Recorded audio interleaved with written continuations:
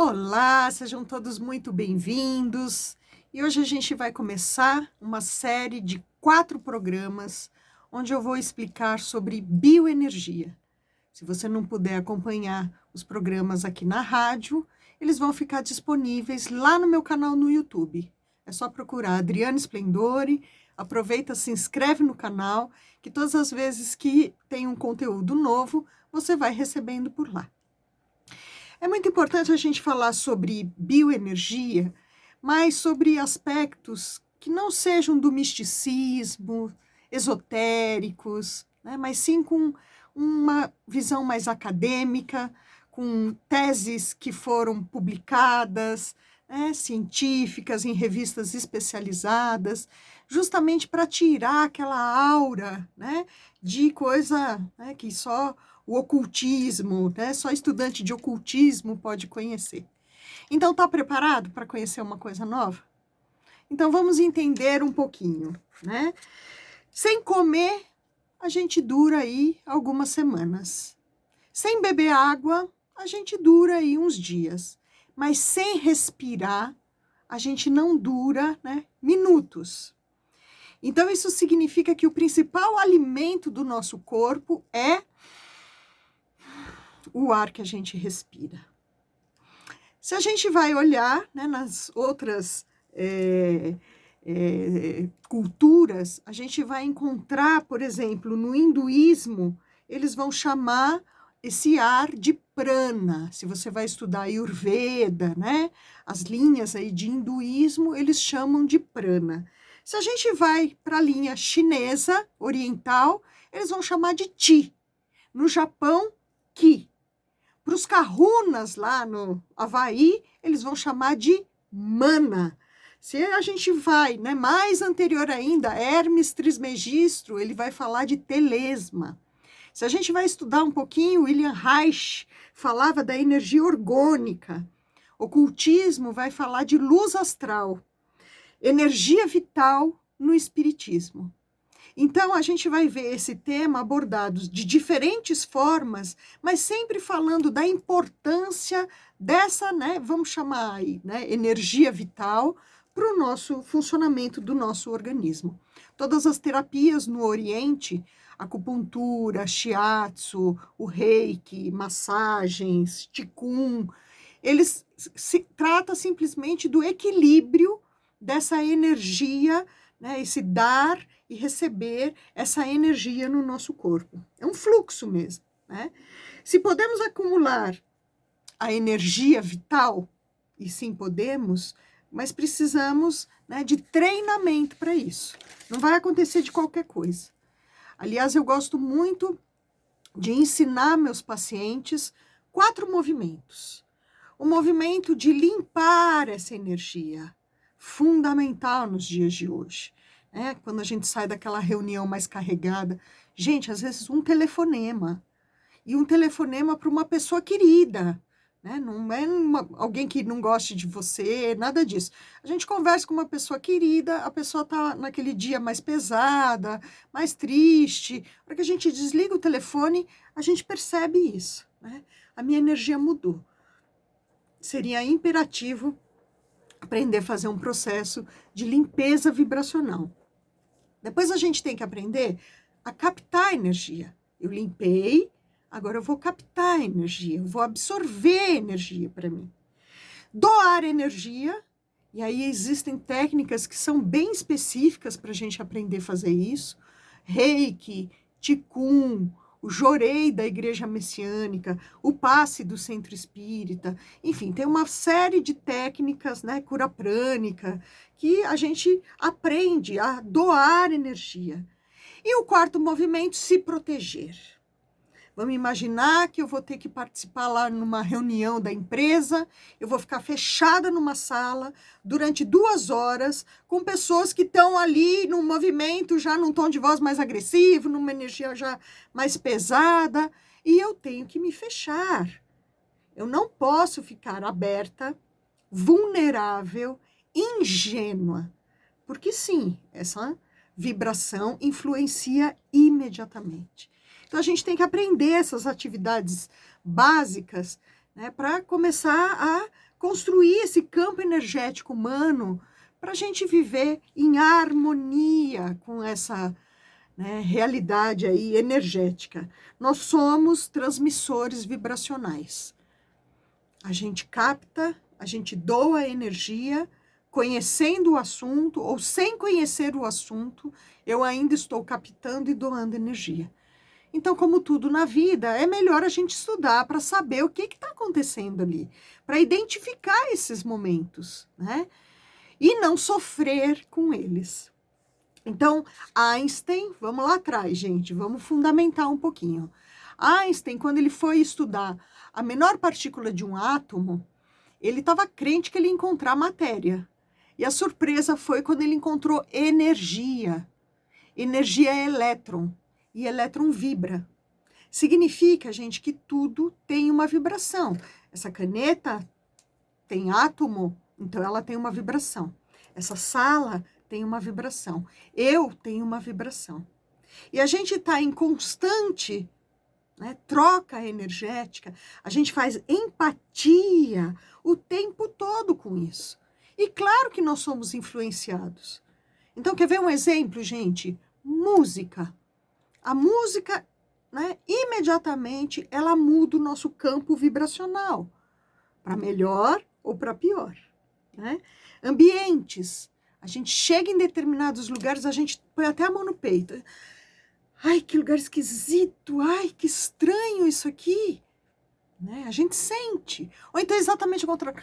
Ai, que delícia, né? Que restaurante lindo, que loja gostosa. Ai, como a sua casa, né, é acolhedora. A gente sente isso o tempo todo. E pessoas, né, que sim, a gente encontra pessoas que são queridas, né? E encontra pessoas que, né, a gente brinca, né? O santo não cruza. Não é assim? O tempo todo a gente começa a ter essa percepção. E como a gente está num universo de dualidade, a gente sempre vai ter os dois pontos. O taoísmo, de uma maneira brilhante, ele vai falar do yin e do yang, que são duas energias opostas, mas que se complementam. O yang, gente, é o masculino, a força, o falar, o para fora, o dia, muita energia. Já o yin é exatamente o contrário. É o feminino, é a espera, é a noite, é aquilo que está oculto, é o momento do descanso, é saber escutar a intuição. E, para a gente estar no nosso equilíbrio, a gente teria, né, que escutar o yin e o yang, né, os momentos onde eu preciso esperar. Não adianta eu querer fazer nada nesse momento. Eu preciso esperar. E como eu espero? Tranquila, organizada ou enlouquecendo? Né? E na hora da ação, eu realmente, né, o empoderamento de forças para eu ir lá e fazer, ou é aquele fazer com medo, com receio, né? Eu vou, mas não quero ir. Então, a gente precisa enxergar isso, porque senão a gente já começa a deslocar, né, uma energia que não vai ajudar. Então, perceber a influência que a gente recebe de tudo. Eu tive aqui na Rádio Mundial com o nosso querido Áureo Corrá, que tem um programa aqui na rádio, e a gente estava aqui esperando, né, e conversando.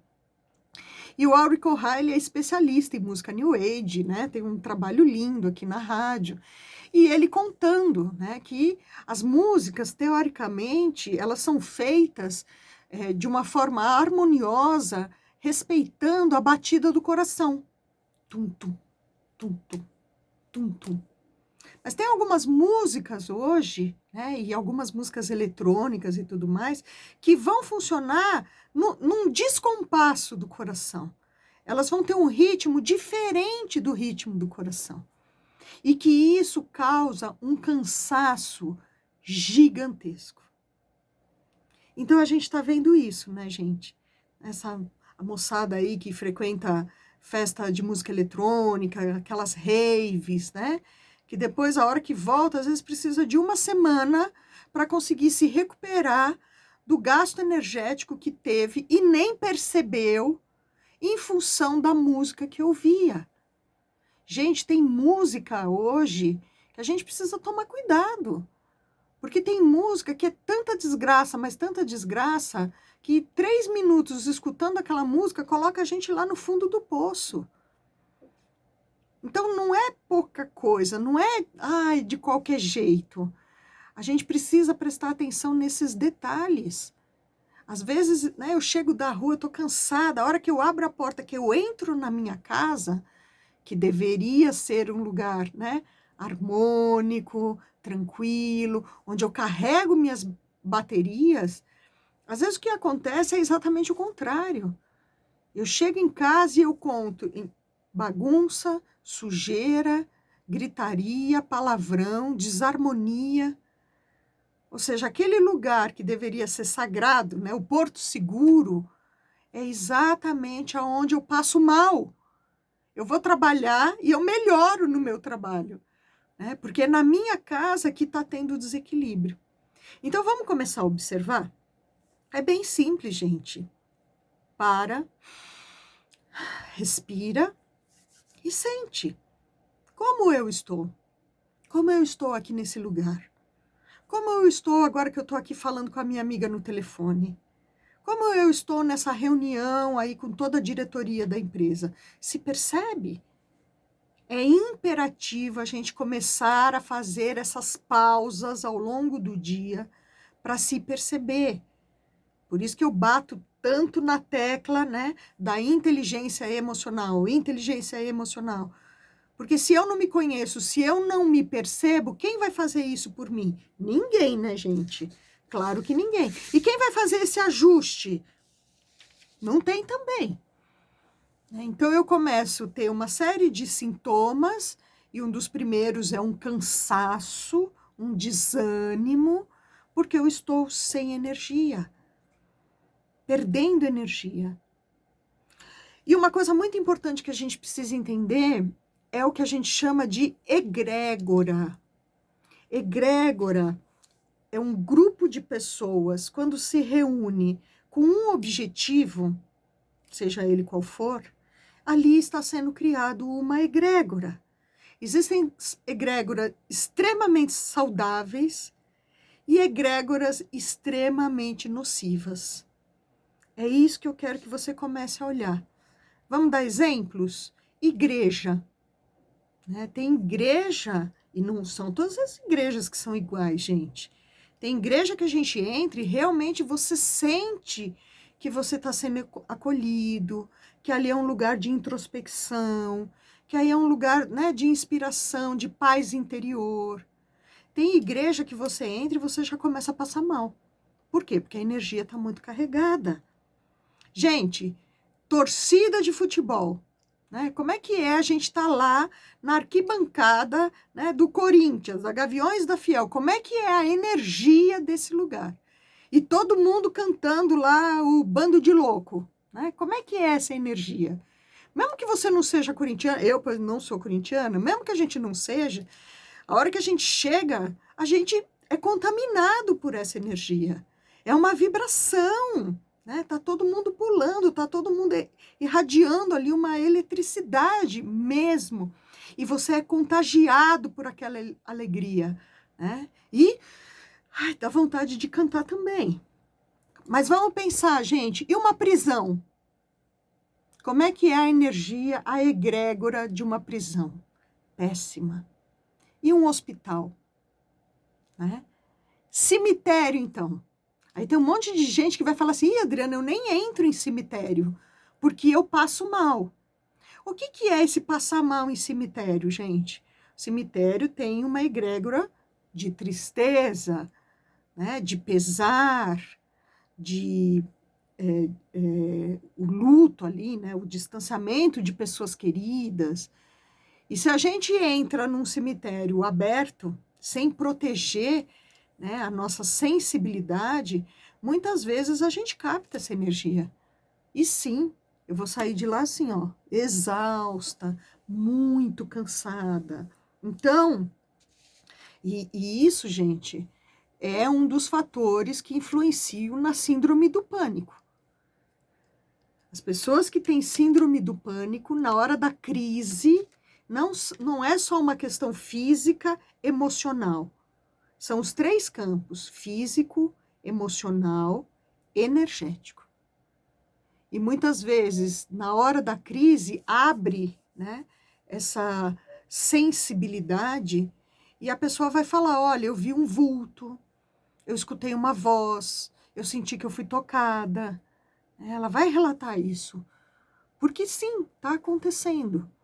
E por que que normalmente a crise do pânico vai acontecer em lugares como metrô, supermercado, shopping, cinema, lugares fechados, né, que muitas vezes não bate a luz do sol e que tem muita gente passando por ali. Não dá nem para saber qual é a energia do metrô, né, porque tem de tudo ali. Tem gente que está comemorando no metrô, né? Acabei de ter uma promoção, acabei de ser pedida em casamento, estou feliz. Mas tem gente que está sentado do teu lado pensando em suicídio. Então, se eu abro o meu campo energético dentro do metrô, eu vou captar tudo, padrões vibracionais das formas mais diferentes possíveis. E aí, se eu não tenho um preparo, né? Se eu nunca estudei esses temas, eu acabo traduzindo isso como estou passando mal, estou doente. Mas não é estar passando mal. Você está captando uma energia muito ruim. Se fecha, se limpa, se protege, né? Então, esses lugares mais pesados, a gente realmente precisa ter, né, uma organização prévia, né? Se eu sei que eu estou indo num cemitério, morreu alguém, eu preciso ir no cemitério, eu tenho que me fechar, eu tenho que me organizar psiquicamente. Eu não posso entrar no cemitério já pensando um monte de coisa ruim. Lembra daquela lei da física? Semelhante atrai semelhante. Então, não tem coisa mais forte do que o pensar correto, né? E a gente precisa falar no programa de hoje sobre a empatia imediata que a gente acaba fazendo, né, com lugares e com pessoas. E por isso, se é para seguir alguma coisa na vida, gente, segue seu coração. A hora que você encontra lá uma pessoa, você começa a conversar um pouquinho, e você sente que é esquisito, puxa, acho que não dá para acreditar no que essa pessoa está falando, segue seu coração. Aquilo ali não é para você. A gente não vai julgar se aquilo é bom ou ruim, mas a gente precisa entender que aquilo ali não é para você. Por isso que a gente brinca, né? Ai, o meu santo não cruza. E não cruza mesmo. Não é porque o outro é uma pessoa ruim, não é nada disso. Mas nós não temos nenhum tipo de afinidade, não estabeleceu empatia. Então, gente, vai ser aquela conversa protocolar, onde a gente fala do tempo, do trânsito, da novela, e 16 minutos, acabou o assunto. Acabou o assunto. Em compensação, né, às vezes você encontra lá uma pessoa na fila do supermercado, você começa a conversar, a pessoa é tão agradável, você já estabelece ali, né, um grau de empatia, parece que já tem uma intimidade de anos. A gente até fala, nossa, parece que eu te conheço há tanto tempo. Por quê? Porque a gente criou afinidades, a gente já está confiando na pessoa, a gente já se sente seguro para abrir o coração. E isso é uma coisa que acontece que não é racional. Eu não tenho como controlar isso. É do terreno da subjetividade, da sensação. E é exatamente isso, né, com esses 4 programas sobre bioenergia, que eu quero esclarecer para vocês. Porque isso é a grande capacidade do ser humano, independente se a gente tem religião ou não. E o que acontece com muita gente é isso, eu tenho resistência à religião, a dogmas, aquela história de ter que vestir branco, né? Colocar lá o solidéu, ler a Bíblia, né? Acordar 5 horas da manhã para meditar, ter o altar em casa. Às vezes eu não quero nada disso. Então, religião é uma coisa, espiritualidade é outra completamente diferente. Espiritualidade é quando eu me sinto conectada a algo maior. E a grande maioria das pessoas vai falar, puxa, Adriana, olha, eu tenho essa conexão com a natureza. Quando eu estou na natureza, seja no mar, na montanha, na cachoeira, não importa. Eu me sinto tão bem. Sim, porque você está absorvendo o ectoplasma, né? Porque os 4 elementos da natureza, fogo, terra, água e ar, eles têm o poder de mudar mesmo a nossa vibração. Né? Então, aquela história de acender uma velinha para o anjo da guarda, gente, né, isso aí faz grandes modificações. Ai, Adriana, eu não gosto de acender vela. Opa, então não acenda. Para você, aquilo ali não funciona. Talvez para você tenha mais afinidade com a água, por exemplo. Na hora do banho, né? A água caindo, você mentalizando que aquilo ali está limpando, funcione melhor. Às vezes você gosta, né, do elemento terra, né? Cristais, né? Mão na terra, as plantas, tomar um banho de arruda alecrim guiné, maravilhoso. O outro gosta de acender um incenso, tudo tem que ter cheirinho, né? Perfumes, incenso, porque tem uma afinidade maior com o elemento ar. Não tem uma regra, né? A gente precisa se conhecer para se perceber.